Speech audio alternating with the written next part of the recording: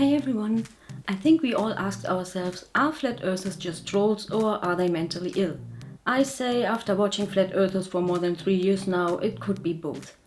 Most people believe that mental disorders are rare and happen to someone else, but in fact mental disorders are common and widespread. I have found some symptoms in the behaviour of flat earthers that could point to a variety of mental disorders. In this episode we look at some of these symptoms. The very first and most obvious symptom is delusions. A delusion is a firmly held idea that a person has despite clear and obvious evidence that it isn't true. In case of flat earthers, I'm not talking about the obvious delusion about the geometric shape of the earth. It's more about the delusion that every person of power on the earth is in on this great conspiracy. The fear that all scientists work together to trick people's minds into believing in a globe. Let's hear some flat earthers and what they think about the how, who, and why of the flat earth conspiracy. So when I say all these elite that taught you the Earth's a globe and run NASA and give you all this heliocentric proof, worship the devil. And that's why they cut up a flat Earth map into 33 and they call it the United Nations, and they're united against us and us knowing the truth. And then we've got these, so kids will believe anything you tell them. And then they just have to try and make sense of it in their own way.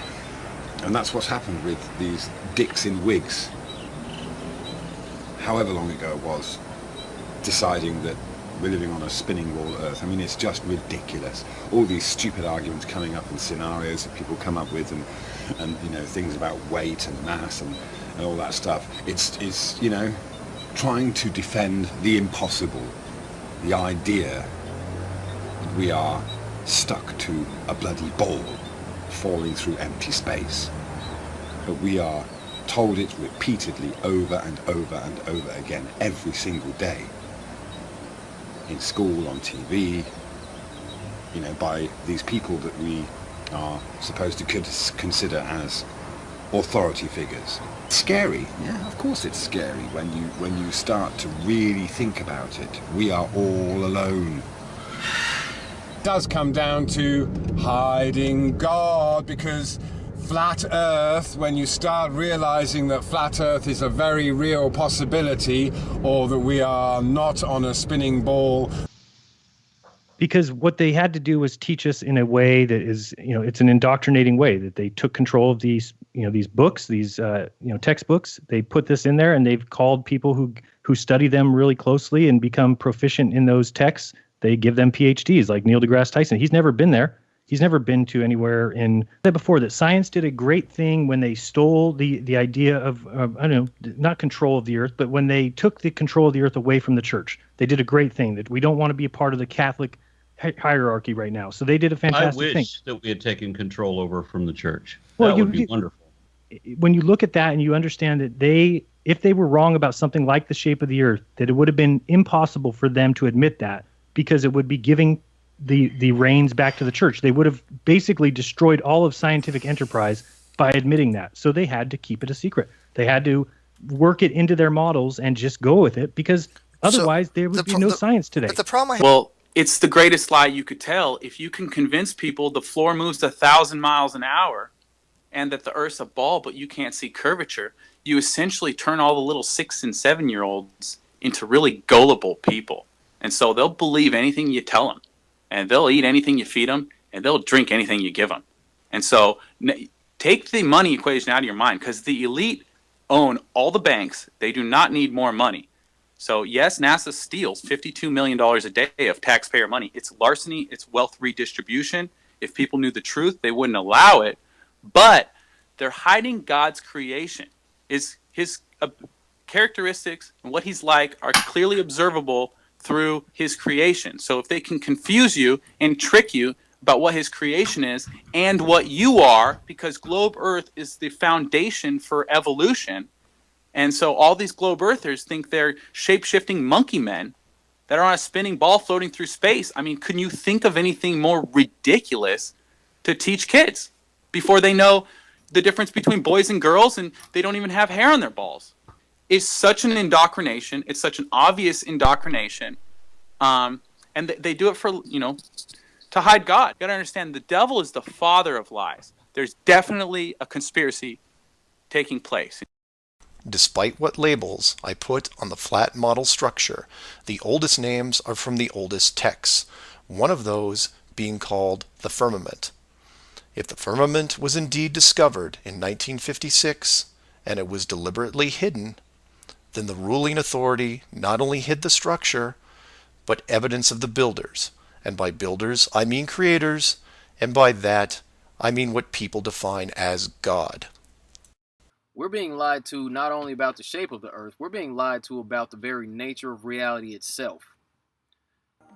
Many ancient civilizations were under the belief that we all live on a flat, stationary earth, underneath a dome-like enclosure known as the firmament. This was a widely held belief up until around 500 years ago, when some Jesuit pseudoscientists came along with a big steaming pile of calculations in order to justify the globe model that we're all subjected to today.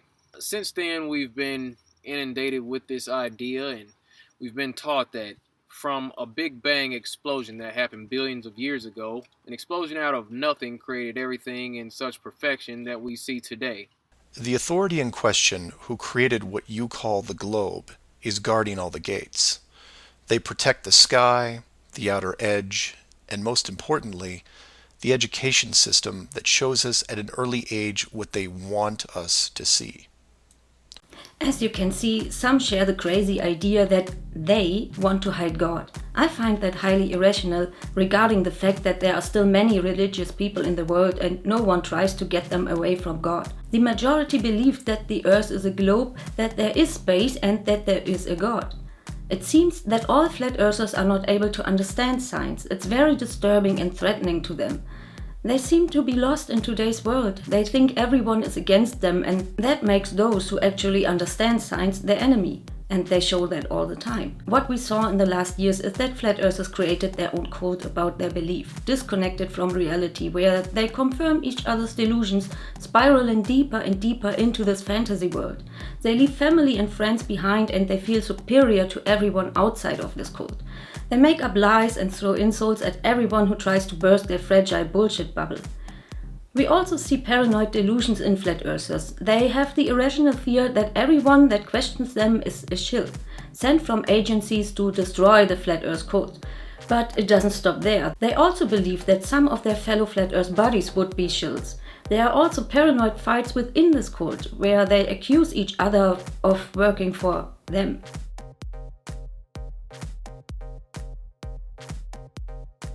%90 of major flat earth channels, so-called truth channels, they're controlled. They are wolf in sheep's clothing. They're bought, they're sent and paid for. They are like the Trojan horses. They are the infiltrators. They are and above all, they are the sellouts. They are the sellouts of this reality. And that brings us directly to the next symptom we can observe in flat earthers: social withdrawal. Let's see what flat earthers say what believing in a flat earth means to them and their interactions with family and friends. Be awake to just know it can ruin you. I've almost let it ruin me. I really can spiral out of control. I can just lose everything that I want for myself by just saying fuck it, because everything is a lie. Like everyone I love believes the lie. So like fuck what I want with my life, like fuck my goals, fuck what I want to achieve in this lifetime. It doesn't really matter, because I woke up to this awareness where I am like on this flat plane, but everyone around me thinks they're spinning. To just like feel grounded and to not feel so disconnected. It's kind of like you get a little, scattered. You feel a little untethered almost when you find out the truth. You think, oh, you finally found out, so you should be good, right? You should be good. You should be all happy dandy, nothing really to worry about. Like, okay, yeah. I think that might be the case if like everyone around me was like going through the same motions that I am right now. Probably past 3 years into knowing the truth by now, and I'm not gonna lie and say that I'm cool right now. Like, I feel pretty fucked up. It's like kind of like traumatic in a way. It's like post-traumatic right now for me. Step 1. Divide your friends and relatives into 2 groups. Group A. Those that were open-minded about 9/11, the cancer industry, financial enslavement, real history in the past, or they are already awake. Group B. Those that never showed interest in the above topics and are asleep. I'm sorry, it's impossible to talk to these people about flat Earth unless you are a masochist. You might want to mention the fake moon landing instead. And I can't stress this enough. Do not start conversations with the word flat Earth. Think of it like Fight Club. The first rule of Flat Club is that you do not talk about Flat Club. Before you started waking up and watching all these things, you were like me. You laughed and mocked everything that was flat Earth. So even when their closest people try to convince them that there is something wrong with them and their theory doesn't work, they simply disconnect from them and break the contact or just never talk about that again. Contact with other people is also very difficult for flat earthers. On the first look you could say that they are very vocal and interact with other people, but it's always confrontational and it's not really an interaction. Flat earthers have their catalogue of claims that they pull out every time they talk to someone outside of their code. They rarely stray away from that, and there is not much of a real conversation. Pretty much everyone who ever talked to flat earthers noticed that they skip from claim to claim without to listen to answers or obviously try to distract if they are asked for real facts or a model. We can see that very good in the debate between Rhetoric and Jeranism on the Non Sequitur show, where Jeranism was not able to present the requested facts for a flat earth model. His statement was just complete nonsense, talking about that belief in the wrong god or Santa is the same as belief in science and the globe earth and whatnot. But he never presented any real model nor facts that prove the flat earth. Let's watch it. I speed it up a bit, it's pretty long. I'm ready. All right. So I do think it's important that people recognize that I do need to kind of tell a story first, so that they understand, where I'm coming from. We have to ask ourselves the question if something is true because everyone believes it, or is it something true because it's true? For example, all the Mayans believed in their god Quetzalcoatl, or whatever his name is pronounced. Is that God the true God? Well, of course, all of us would say no, not at all, even if everyone believed it. Now, that'd be tough to prove to the Mayans. Wouldn't you say that if I showed up into that Mayan culture and tried to prove that that wasn't the correct God, well, they're going to start asking me questions like, well, how does the crops grow? How are babies born? And I'm not going to have an answer to that question, but it doesn't make my argument incorrect. That when I say that their God is not the correct God, that is a fact. It's going to end up being the true statement there. But I'm going to have a hard time proving that when they've got their preconceived notions, their beliefs that they grew up with in that culture. So the beliefs that many people have in today's culture also come from the same kind of idea. Growing up under a certain indoctrination, I might call it. You might call it public education, but I call it indoctrination. When you sit everybody down and you make them memorize facts, it absolutely destroys science, and I'll get to that in a minute. So if people did come along and said, I don't think that your God is correct, that person is not lying, or that person is not incorrect. They may not have the kind of evidence of how plants grow. They maybe don't know about chlorophyll. They maybe, we don't know. So to look at the world with scientific eyes is to look at the world without a bias. Now, the problem with that is that obviously all of us have biases, preconceived notions in everything that we do, and there's no way you can get around that. In fact, even if you're looking at an experiment or a test, the fact that you want to do that test or experiment, or the fact that you're going to do it, means that you have some sort of feeling about the test, or that you want it to go a certain way. So while people may just kind of come across as being very unbiased, we all have a bias, and we should admit that. So if you do science like Red does, like he'll talk about tonight, like Astronomy Live does, that Sean does, then you're doing science to confirm science. And confirming science is pseudoscience, because you can really prove anything. If you want to go out and prove Santa Claus exists, which is what Red will try and do tonight, that's easy because you have tons of evidence. There's presents under the tree. There's lots of stories. There's songs. There's poems. So you can prove Santa Claus exists. When you try and disprove Santa, that's when things get interesting. And then what happens is a person basically only holds on to things that are actually true in their belief system, because you start to eliminate things in a deductive way. So Otherwise, you have never-ending arguments. For instance, if you're trying to prove Santa exists and then you see a parent bringing the presents, you can just say, oh, well, in this case, Santa needed to drop off the presents with the parents. He was running late. You can just keep making excuses, which is what I see happening everywhere, that you can bring up certain things that don't work with the globe, and you'll just get an excuse. And since basically the intellectual circles all are built around this idea of the globe Earth, then nobody's going to call each other out. For instance, if somebody like Sean or somebody like that says something that's wrong, that he's not going to get called out by that team because they want to propagate this idea of the globe. So when we really start testing theories truthfully, then we should try and destroy them. That should be the test. Science has lost its way, as have its followers, in my opinion, because are you trying to confirm science or disconfirm? And Karl Popper has said that science disconfirms, pseudoscience confirms. So when you look at the channels like Wolfie, who many people consider a death nail to flat Earth, he's not a death nail to flat Earth. He is an absolute pusher of pseudoscience because all he does is confirm the globe Earth. Well, that's not science. That's going to be doing a disservice to everyone involved.